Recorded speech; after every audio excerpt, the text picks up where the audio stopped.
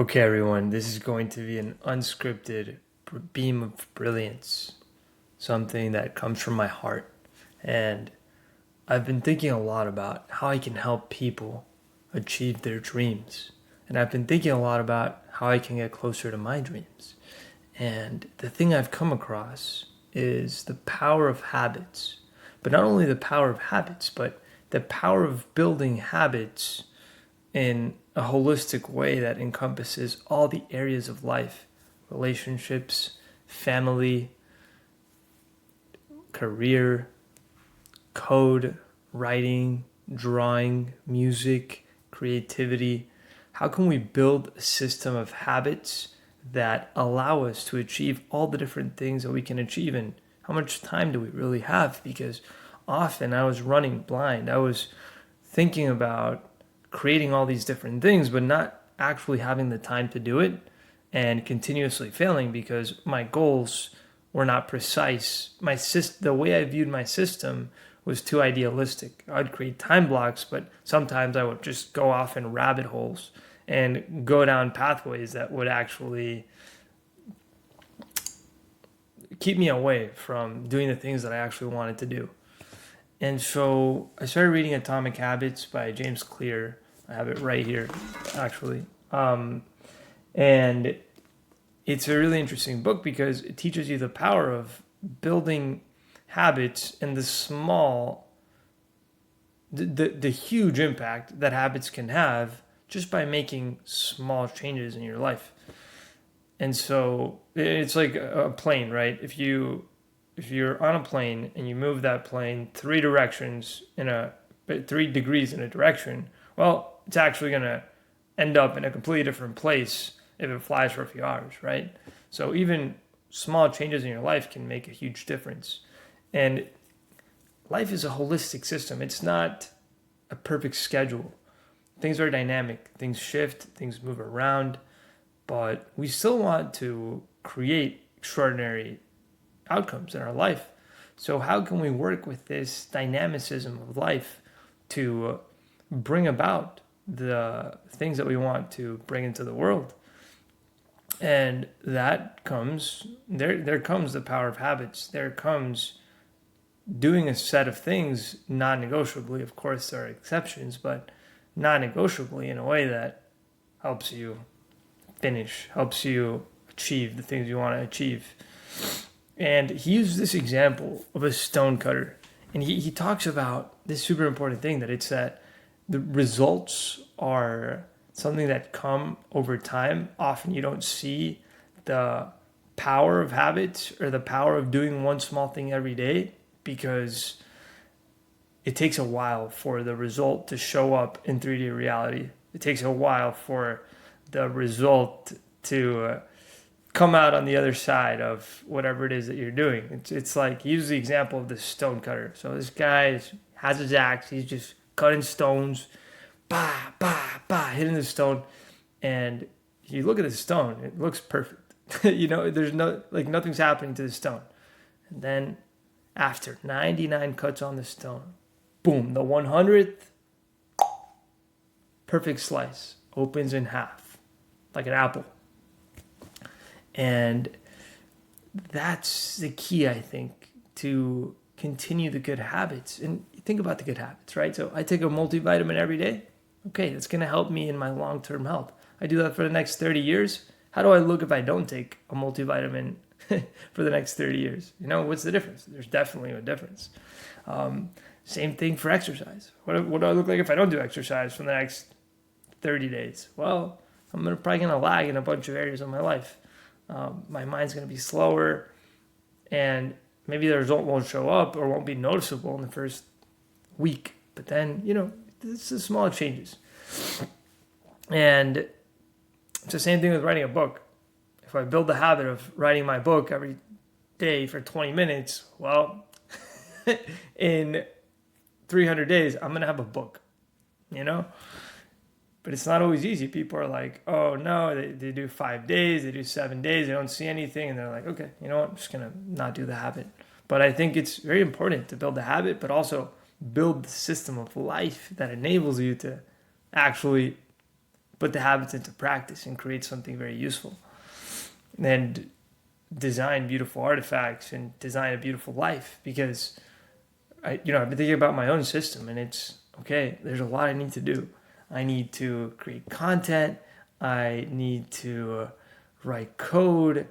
I need to build a community. I need to meditate. I need to eat well. I need to exercise. I need to socialize. I need to go on dates. There's so many things that I have to do. It's building a system that also allows me to rest. I need to rest and relax because I'm always doing a lot all day. I enjoy it. I enjoy it a lot.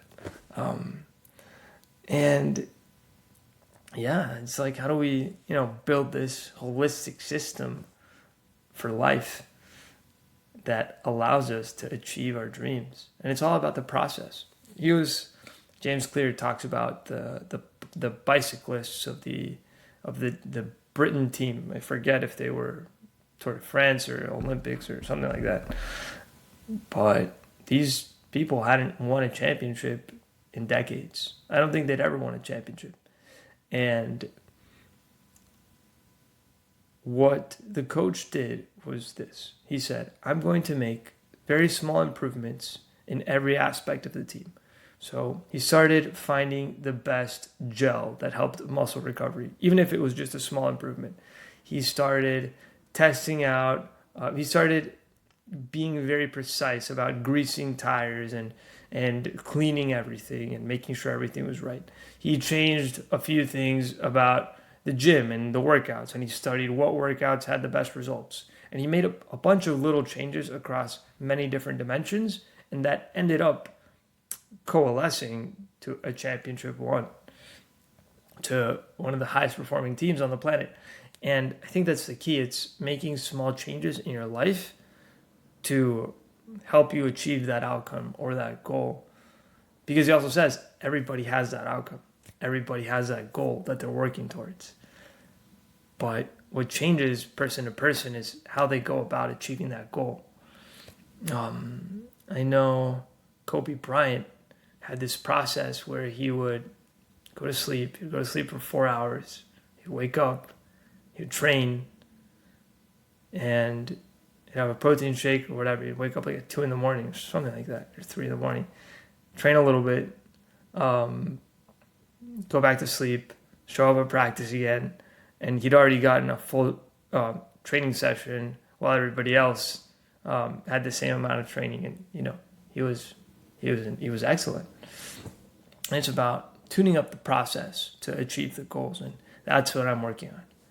Creating a very clear picture of all the things I'm doing, all the stretches, all the water that I'm drinking, all the little movements, how I write, how am I writing, what knowledge am I using, am I practicing literary devices before I write, am I reading somebody else's writing before I write. It's all these different techniques that you can bring in or bring out of your process to improve it. And I think that is the way to mastery, that continuous improvement, that continuous analysis of the process.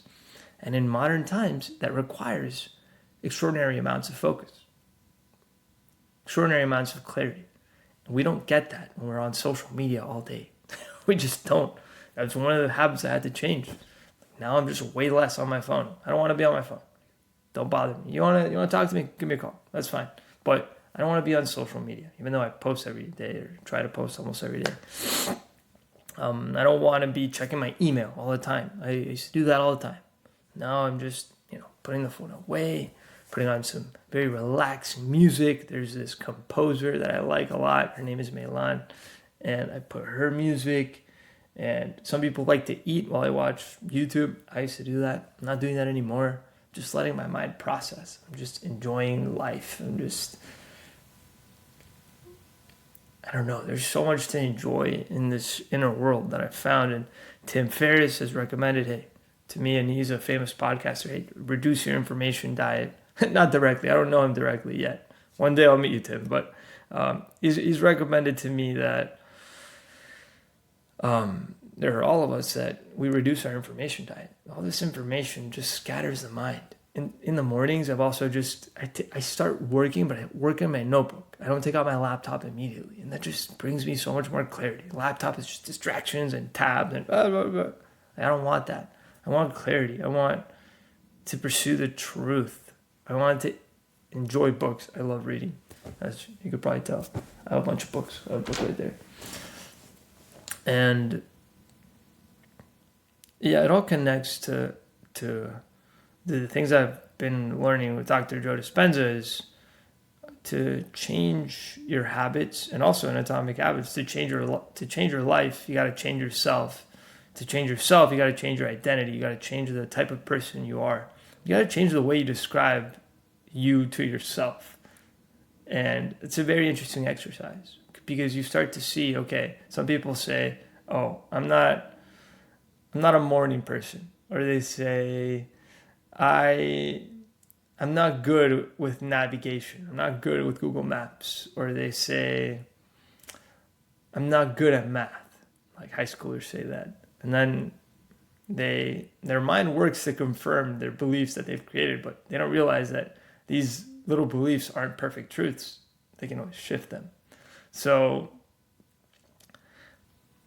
it's very interesting to continue the evolutionary process, to continue to improve the way we live and achieve greater and greater levels of order, of well-being, of creativity in our lives. And that's what I love to pursue. I love creating.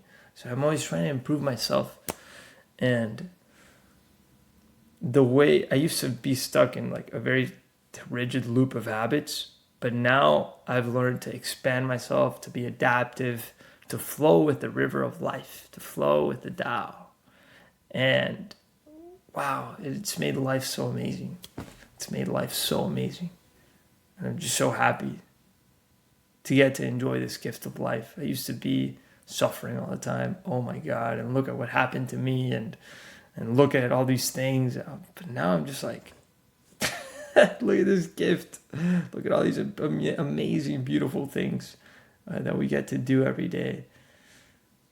So whatever you are in whatever situation, and I know there's a lot of wars going on in the world right now, just try to enjoy life in whatever way you can. And I really hope that those wars stop and that everybody just chills out, that everybody just forgives the past and gets over the resentment that comes with great death and gets over the revenge and all those very difficult emotions, and that we arrive at a world of more peace and love and kindness and helping each other, order, harmony.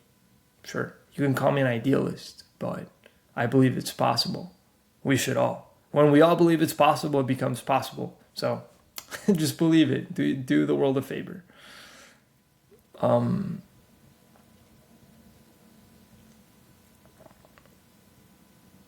Yeah, I'm going to keep meditating. Every time I'm feeling low, I just meditate, and I switch on emotions that are beautiful, like kindness and love and presence and grace.